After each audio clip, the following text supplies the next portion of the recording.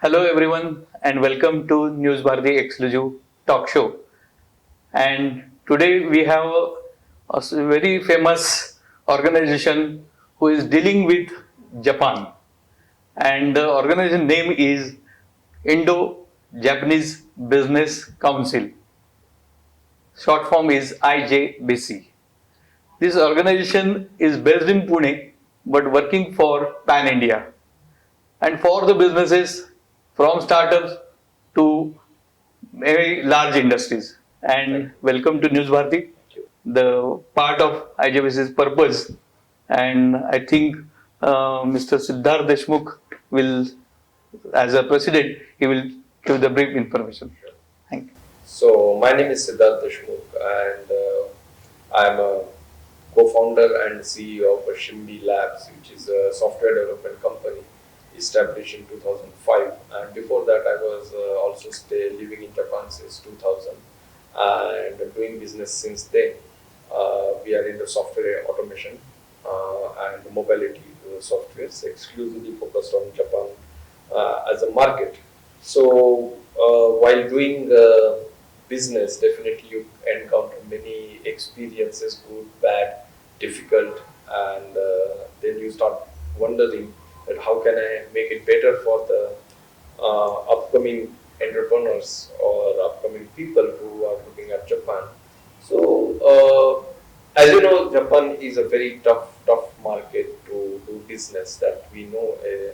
For the two very specific reasons, it's a very close market, and another is it's very tough to conquer from the quality perspective. So there are limited Indian companies there who are actually doing a business, having office established there, but then as compared to the Japanese economy and as compared to the India's potential, it's too less. So there must be some reasons, and what are those reasons is something we haven't done like market research, but we know from our own experience that the reason is very limited information and a typical perception on both sides. So how do you solve this problem? Because I'm engineer and a few of our fellow co-founders of Indo-Japan Business Council also come from the same background. So we don't talk, we try to find out a solution.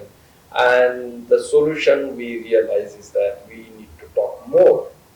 We need to provide a lot of information. We need to share a lot of experience that how do you do business in Japan, with Japan, what sort of things that you should be aware of, what kind of things that you should prepare for, and then also how do you educate your Japanese friends, because when you say doing a business with somebody, it's a two-way.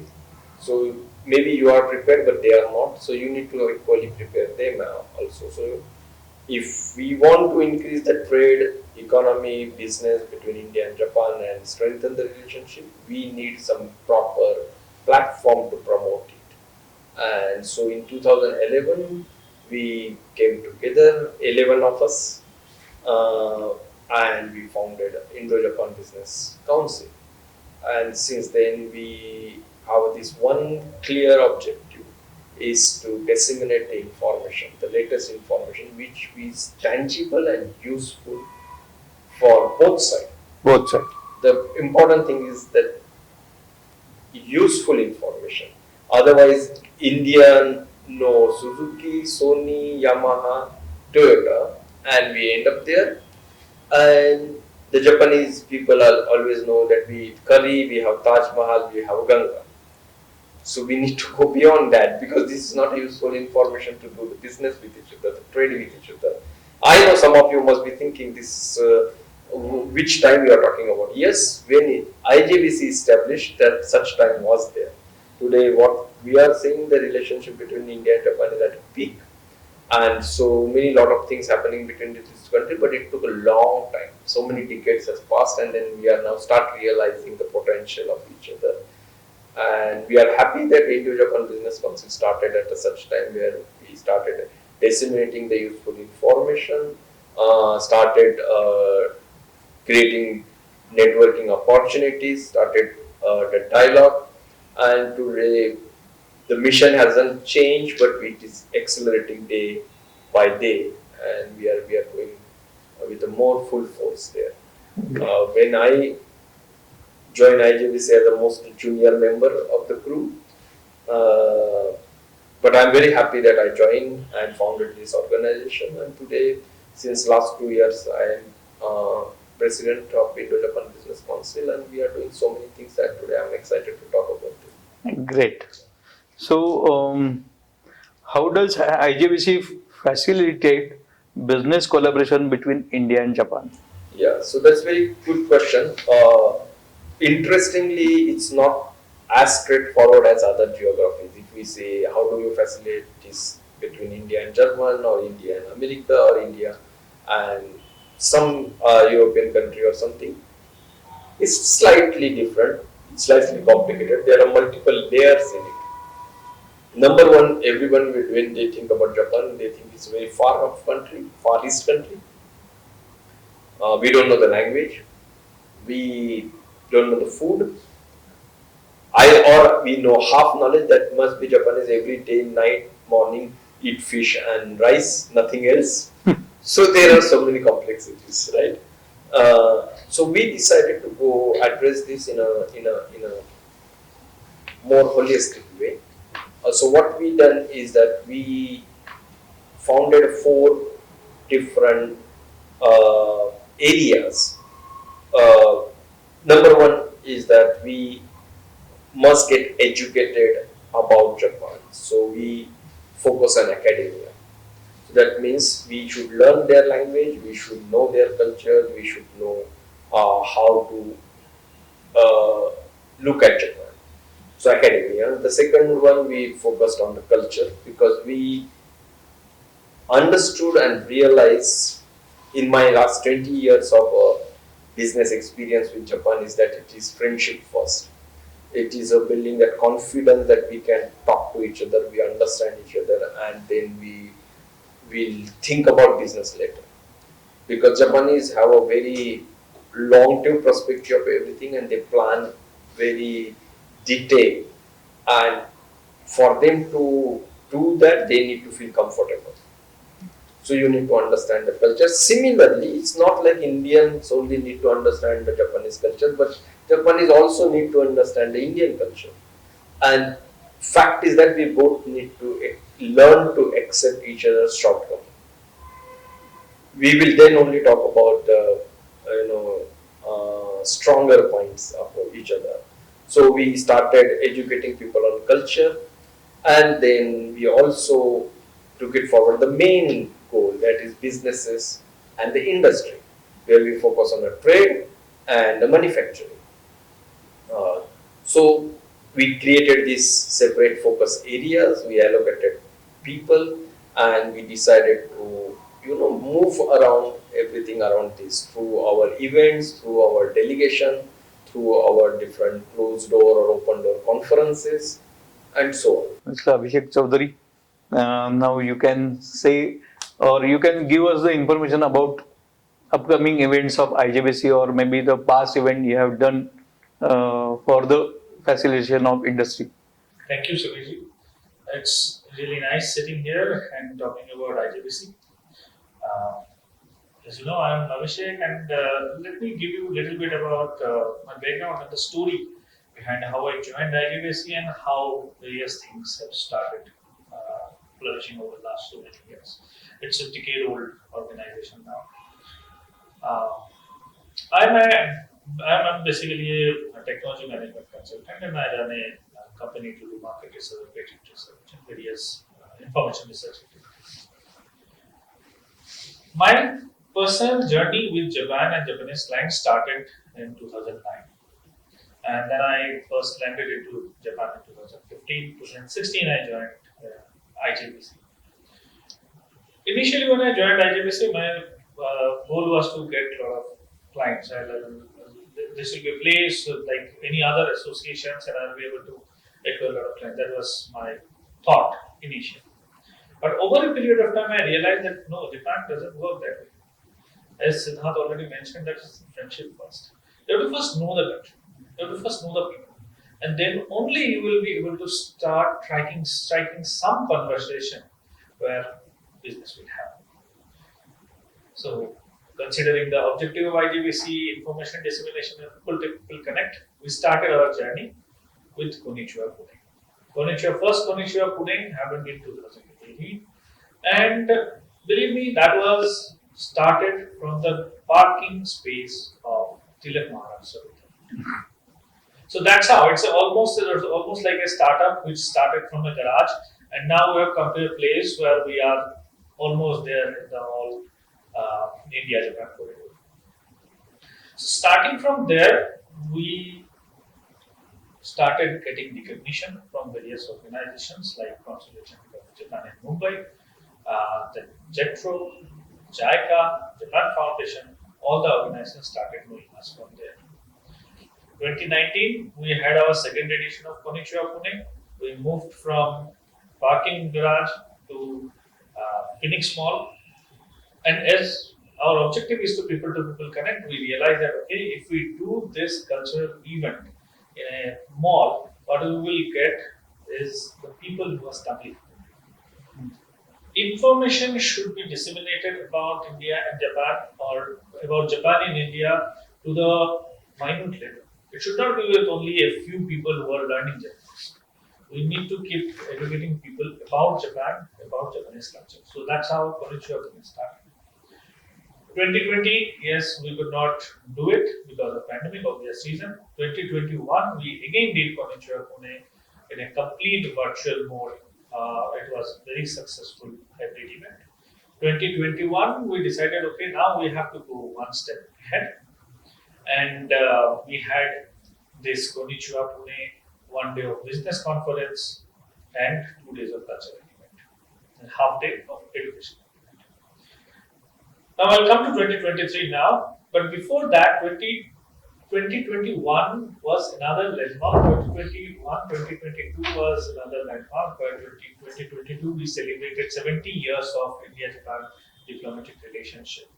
And that particular year, you will not believe, we conducted 42 different events. Majority of them are definitely virtual, and every month we used to have one talk show like this, where somebody who understands Japan and India very well, or accomplished personalities, they used to come and tell us about their achievements and how India-Japan relationship move forward.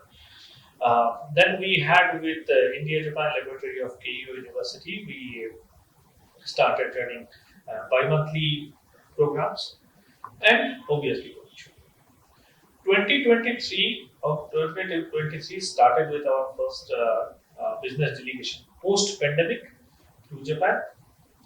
And in the month of April, we went there for 1 week, and it was a great success. Now, coming to the upcoming events, few of the major events, we keep doing a lot of smaller things, but some of our major events which are already lined up still next 1 year. And in Japan, everything works 6 months, 1 year. Your planning has to start that. So, first one coming in the month of October, which is a business delegation. We are going for another 1 week. We are tying up with another event, which is a hydrogen conference there, and we are a partner to that hydrogen conference. We will be presenting there. The second part is our, again, Konnichiwa Pune. This year, Konnichiwa Pune will have one dedicated day of education conference, followed by 2 days of festival. This is co-hosted, co-organized with Consulate General of Mumbai, Japan. Then we have our New Year party in the month of January, and followed by business conference in the month of June or July. Dates are yet to be finalized, but this time our business conference will be in Mumbai. That's Excellent. So IJBC is doing a lot of things for the industries as well as for the startups. So I think there are many team members are with you, and most of them are on your advisory board. So I think Siddharth, you can speak about your advisory part. Yeah, it is always good to have people on your side who have done it before and who know very well. And some of them are very, very passionate about this relationship between India and Japan. So we decided to form an advisory council, which is a completely independent advisor, and they cannot become a member of IJBC. They cannot be part of executive committee for only reason that they should have complete freedom to tell us if we are doing something right or something wrong, or they have some other ideas for us to consider. And so we selected advisory board from academia, members of advisory from academia, from industry, from the people from a cultural side, artists, or people who are legend in themselves because they've been living in Japan for so long that they become institution. So if you just talk to them and you can learn so many things that usually you will not able to learn. So this includes the professor from JNU, professors from Japanese universities, uh, and MDs of vast companies. You can visit our website and check their profiles. Over there, for example, we have Professor Ashrabani, then we have past MD of Ashab, Mr. Isogai, then Professor Rajiv Shah, who is a Keio University's very reputed professor, expertise in a disaster management. So we have like a wide variety of people from India as well as Japan on our advisory board, and these people really we are thankful to them. They time to time take out their time and give us advice, discuss with us, and help us promote a mission of IGBC. So it's necessary to have good people on your own side. Please give us the information how people can join IJBC and what are your criteria. Yeah, that's Konnichiwa minasan. And Omkar Bari, and I'm handling in IJBC Director of Membership. And core my business is like I'm a founder of Ichiban Enterprises and Ichiban Infotech. And my journey to IGBC is like Siddharth 10 years back. He just told me that come to Pune and join for a one meeting. And from that meeting, I started becoming coming to Pune and become a like a long associate with IGBC. So that's my story with IJBC, and thanks to Siddharth for calling me to Pune and I become a member and now I become a director here. So becoming a member in IJBC, the criteria is like individual and professional. They can become a member. Even like they can gain benefit from the IJBC membership, where they can attend business conference meetups and professionals and entrepreneurs where they are very much benefited. So there is no criteria, and regarding the fees membership, we have on our portal where the turnover of the company is more than 100 crores is the 40,000 is the membership. And for individual who want to become a member, they can avail for 5,000 rupees. Okay. And we have a student member category also, where a student can get the benefit and gains about the universities and everything in only 1,000 for 1 year. For 1 year. Yeah. So all the Excellent. membership start from April to March, Okay. and they are 1 year membership.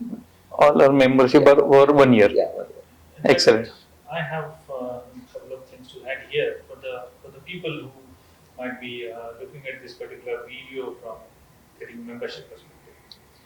So over a period of time and definitely over my multiple interaction with various people, if somebody is thinking, okay, fine, tomorrow morning I'll be able to do a lot of business with Japan, and once I become member, I'll be given multiple leads and I'll be getting lots of dollars of business. Don't think that. That's definitely not going to happen. You first come, understand Japan, understand the business culture, see whether you are fit for it or not. And then if you feel that, okay, fine, I am now fit for that next journey, then you keep renewing your memberships, keep coming to various events, contribute. Becoming a member, don't only think what this organization is going to give, also think what you can give to the organization. That's very, very important. So anytime anyone is thinking about membership, please think about it. And recently we did some brainstorming and figured out that what we will do. People who do not have any experience with Japan, we will ask them to come, be a member, spend some time with us, and then upgrade yourselves to the regular membership. So that's a practical advice. I think Yes. everybody will And this practical approach is required for many MSMEs or maybe SMEs who are wishing to be have a business with Japan. And in that connection, I think you have arranged a lot of business conferences, Absolutely. and you are doing a lot for as well Japanese people as well as for Indian people. But about business delegation visit that happened in April 23. So please explain about what was the experience and how many people are from India came there. Okay, so it's very interesting about business delegation. It's our approach to business delegation is a two-tier. One is that we being a specific business delegation that Abhishek mentioned that right now we are planning business delegation which will be focusing on the hydrogen industry. So hydrogen Hydrogen. is a very big thing. India is heavily invested. Government is heavily focusing on hydrogen as alternative fuel, and so as Japan is also looking at it as a very serious alternative option. So what we are doing is that there is a big conference happening in Japan called Green Hydrogen Connect, and the organizer approached us to partner with us, and we happily said that we'll be partnering with this, and we'll be doing this special delegation. So this delegation is very, very specific for the people who are in hydrogen industry. That means they are either manufacturer, transporter, researcher, or something that, or maybe they have a hybrid vehicles which will be using hydrogen as a fuel, or industry which is planning to use hydrogen as a fuel to generate electricity. So this is very specific delegation. So you have a very specific agenda for, you are going to meet very specific people there, and will be benefited a lot on a both side. What happens after the delegation is that how did you interact it? How active you are, and what you brought with you for that will interest Japanese counterpart, and what they have for interest for you. So that's where the story ends for the IJBC. We create a platform, we create an opportunity, and let the people now do their business, right? The another interesting approach that it is much closer to my heart, because that's how I visited Japan. I visited Japan just like as a backpacker, and lived there for some days. We talked to people, started creating a friendship, and then I found an opportunity that okay, I may able to do something here. And I'm in business for 20 years now with Japan. So it works super. So we have this specific delegation called Explore Japan. Okay. Alright, you are interested in Japan, you know it's a very high quality conscious country, you know technology is very advanced, you know that something if you bring from Japan will be useful to your business. That's all okay, but have you been to Japan? Have you experienced Japan? No. Then first thing you should do is that go there and explore it, feel it, and then take a judgment if you can do that. So we brought this kind of delegation last April. That was the first after the COVID. Even before that, also we brought few delegations since 2011. Every time we realize one thing is that seeing and experiencing is a truth. Rest everything is useless. Whatever IJBC is saying here is only one part. But what once you go there and experience is another part, right? And I am very happy to report you that during this delegation we have like 12 people. It was just after COVID, and things were still tough on a visa, and the air tickets are just about to going down now. It was very expensive in April. But 12 people very happy. They was there, and they first hand experience in Japan. We made different industrial association, made SME owners, visited actual shops, which is actually industrial floor shops, and uh, had a dinner together with many Japanese counterparts, asked their all questions. Similarly, their counterpart was curious what you do, and this of course there is a cross pollination of a different industry. So that means you get to know everything that you need to know to do the business, right? We IGBC end up doing around 12 or 12, 8 to 10, sorry, not 12, 8 to 10 different MOUs with a different organization who is ready to welcome more delegations now. And out of our actual things happen is that one of our delegate actually could sign an MOU and able to bring the one of the sports company, because he was a sports. More interestingly, one of the delegate was our Indian athlete who represented India in a table tennis. Oh, Now what happened is that he became a entrepreneur, sports entrepreneur, and he could get the MOU done with one of the well-known companies in Japan who manufacture the table tennis and all racket sports goods. Now he's bringing them to India.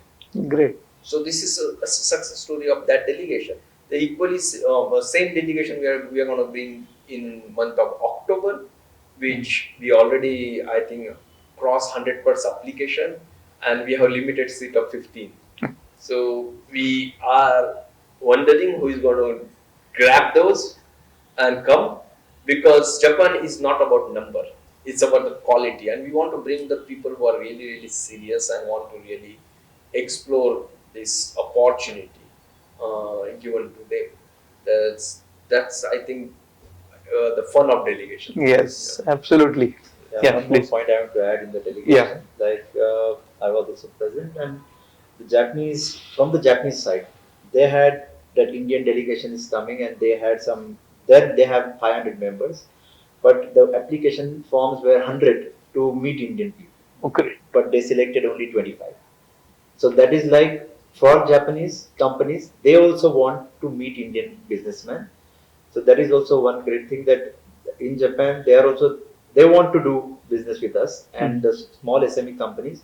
So they had like applications filled up, and they told us that, see, we have so many people, but we cannot get them all to the meeting room. Right. So, and even in 2020, we first started the delegation announcement. We got around 29 applications, and it was 16th April 2020 of our delegation was going to start. But due to 24th March, the all flight cancelled, and we returned everybody's like everything. And but it was a good experience that we started the first in 2020, and we had 29 applications with everything details. So Excellent. that was now again booming coming up. Yes.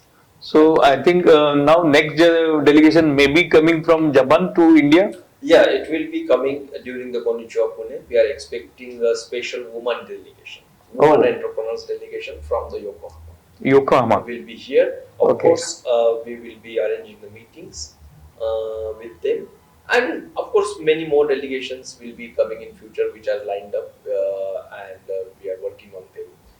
Delegation from Japan is like a very detailed workout. So Yes. unless it is finalized, we usually don't prefer to talk about it. Absolutely.